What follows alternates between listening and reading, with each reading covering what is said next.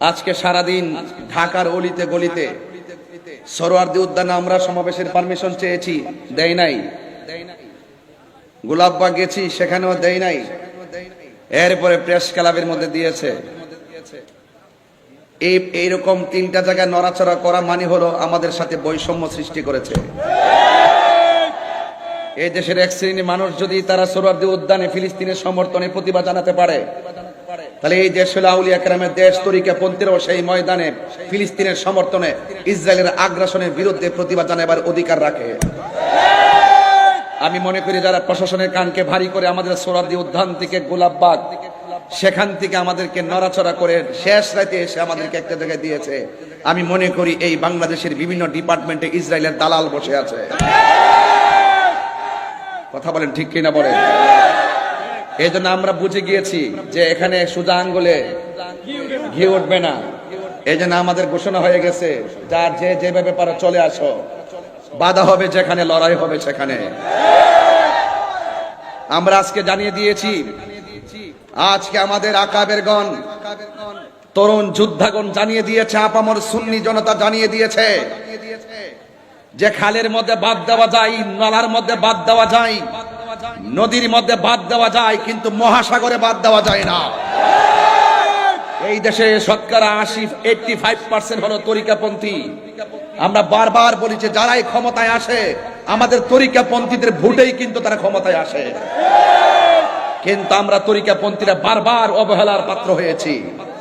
এখন আমরা ঘুরে দাঁড়িয়ে গেছি, আমাদের সিদ্ধান্ত আমরাই নিব। কথা বলেন ঠিক কিনা বলেন? এই জন্য আমরা আজকে বুঝিয়ে দিয়েছি যে মহাসাগরে বাদ দেওয়া যায় না। আহলে সুন্নাত ওয়াল জামাত থেকে মহাসাগর, প্রেমের সাগরের নাম। এই জন্য আপনারা যারা আজকে অক্লান্ত পরিশ্রম করে, আজকে যারা অক্লান্ত পরিশ্রম করে ফিলিস্তিনের সমর্থন জানিয়ে ইসরায়েলের আগ্রাসনের বিরুদ্ধে প্রতিবাদ করেছেন, এবং যারা ঢাকার রাজপথকে ইয়া রাসূলুল্লাহ ধ্বনিতে কাঁপিয়ে দিয়েছেন, ইনশাআল্লাহ পরিষ্কার আগামীতে শুধু কর্মসূচি ঘোষণা হবে, সেখানে সরাসরি মহাসমাবেশ হবে। এই বাঁশখালীর মানুষ, চট্টগ্রামের মানুষ, কথা কি? আমাদের সংগ্রামের পরে যে অনৈক্য ছিল, মাসলাকের অনৈক্য ছিল, মাসলাকের দূরত্ব ছিল, 57 বছর পর্যন্ত দেখেছেন ওই মাসলাকের কারণে কেউ কারো টেবিলে আসে নাই। আল্লাহ রহমতে আমরা ওই দরবারগুলো মাসলাকের ভিন্নতা থাকলো, আমরা ইস্যু ভিত্তিক ঐক্য হয়ে গেছি। কথা বলেন ঠিক কিনা? এখানে কোনো ভেদাভেদ নাই, সবাই আজকে গিয়েছে। যেই সমস্ত পীর মাশায়েখদের দরবার আমি যেতে পেরেছি, আমরা যেতে পেরেছি, এমন কিছু দরবার আছে আমরা সময়ের অভাবে যেতেও পারি নাই। আজকে আমরা দেখেছি ওই সমস্ত দরবারগুলো দাওয়াতের অপেক্ষা করে নাই।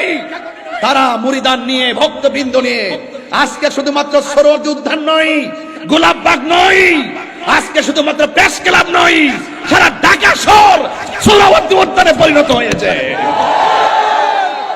কথা বলেন ঠিক কিনা?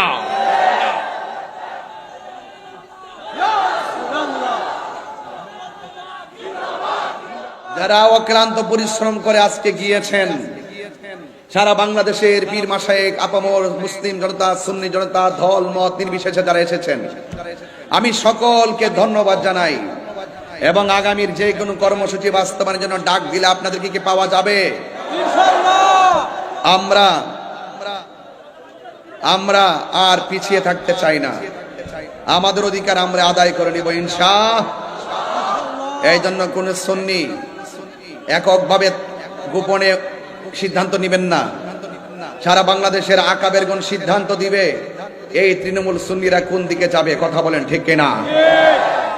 এই জন্য এই দেশ আউলিয়া কেরামের দেশ, এই দেশ বাবা শাহজালালের দেশ। 360 আউলিয়ার পদতলিতে সিলেট ধন্য, 12 আউলিয়ার পদতলিতে চট্টগ্রাম ধন্য। কথা বলেন ঠিক না বেঠিক? শুধু একটা মিস কল দিয়েছি। যদি আমাদেরকে যদি ওই সুযোগটাও যদি না করে দিত, সারা বাংলাদেশ আমরা সোহরাওয়ার্দী উদ্যান বানাই নিতাম। এই দেশে সুন্নিদেরকে বাদ দিয়ে, তরিকাপন্থীদেরকে বাদ দিয়ে অপশক্তিগুলো দেশের মুখপাত্র চাচ্ছে। মনে হয় যেন তারাই একমাত্র ধর্মের মুখপাত্র। এরা ধর্মের নামে অধর্মের চর্চা করে জাতিকে বিভ্রান্ত করছে। কথা বলেন ঠিক কিনা? আজকে দেখেছেন তো শান্তিপ্রিয় কত সুন্দর প্রতিবাদ হয়েছে, যেখানে গরু চুরি নাই, আম চুরি নাই, জুতা চুরি নাই, মারামারি নাই, কাটাকাটি নাই, ধাক্কাধাক্কি নাই, উগ্রতা নাই, সন্ত্রাসী নাই, চাঁদাবাজি নাই, রাহাজানি নাই, ভাঙচুর নাই, অগ্নিসংযোগ নাই। সুন্নি জামাত শান্তির নাম কথা বলেন ঠিক না? আমরা আবারও প্রমাণ করে দিয়েছি।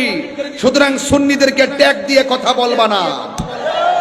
এই দেশে আমরা দেখি সবচাইতে রাজনৈতিকভাবে সুবিধা ভোগ করে ওই শ্রেণীর গোষ্ঠীগুলো যারা ধর্মের নামে অধর্মের চর্চা করে। কথা বলেন ঠিক কিনা?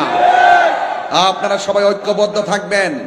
আমার আজকে খুব ভালো লেগেছে, আমি দেখেছি আমাদের অনুষ্ঠানের মধ্যে কওমি অঙ্গনের একজন হুজুর, একজন গুরুত্বপূর্ণ হুজুর জুনায়েদ আল হাবিব হুজুর, তিনি নিজেও এসেছেন। আমরা এটাই চেয়েছি, এটাই বোঝাতে চেয়েছি যে এখানে ফিলিস্তিনের ইস্যুতে আমরা ভেদাভেদ নাই। সব যে যেই দল করেন, যেই যে ধর্মের অনুশাসন করেন, সবাই আসার দরকার। কথা বলেন ঠিক কিনা? কিন্তু আমরা দেখি সুন্নিদেরকে মাইনাস করে রাখা হয়, সুন্নিদেরকে দূরে ঠেলে ফেলে রাখা হয়। আজকে শুধু একটা মিস কল দিয়ে বুঝাই দিলাম। পুলিশ প্রশাসন অনেক সময় মনে করছে ঢাকা কি এত লক্ষ লোকের ধারণ ক্ষমতা আছে, এই জন্য অনেক গাড়ি আটকাই দিছে, কয়েক হাজার 30-40 হাজার গাড়ি আটকাই দিছে, ঢাকা ঢুকতেই পারে নাই, জ্যামজট লেগে গেছে। যদি আমার মনে হয় সবাই ঢুকতে পারতো। এটা বাধা বিপত্তির মধ্যে যে অবস্থা, যদি সুযোগ পায় ঢাকা হয়ে যাবে ইয়া রাসূলুল্লাহর ক্যান্টনমেন্ট। আগামীতে আহলুস সুন্নাত ওয়াল জামাতের কোন আলেমকে ট্যাগ লাগাই কথা বললে তার জবাব হবে ইনশাআল্লাহ। জবাব হবে কিনা বলেন? আমরা মদিনাওয়ালার প্রেমের দালালি করি। আমরা বিগত দিনে দেখেছি যারা নবীকে ভালোবাসছে, সে আওয়ামী লীগ করুক, বিএনপি করুক, জাতীয় পার্টি করুক, এই যে আজকে এখানে আমার ডাইনে বামে সব বিএনপির নেতা কর্মীরা সবাই আমার সামনে বক্তব্য দিছে। এই মুহূর্তে কোনো বিএনপির নেতা যদি বলে হুজুর আমার জন্য একটু দোয়া করেন, ভোটটা চান, আমি কি তাকে খুশি করার জন্য তো চাইতে দিব? কথা কোন ঠিক না বেটি? এটা কি আমার অপরাধ হইয়া যাইব? আরে হুজুরের কাছে সবাই দোয়া চাইতে আসে। এই জন্য সুন্নিদেরকে ট্যাগ লাগায় কথা বলবা না। সুন্নিরা দুনিয়ার কোন রাজনৈতিক দলের দালালি করে না, সুন্নিরা মদিনাওয়ালার প্রেমের দালালি করে। কথা বলেন ঠিক না?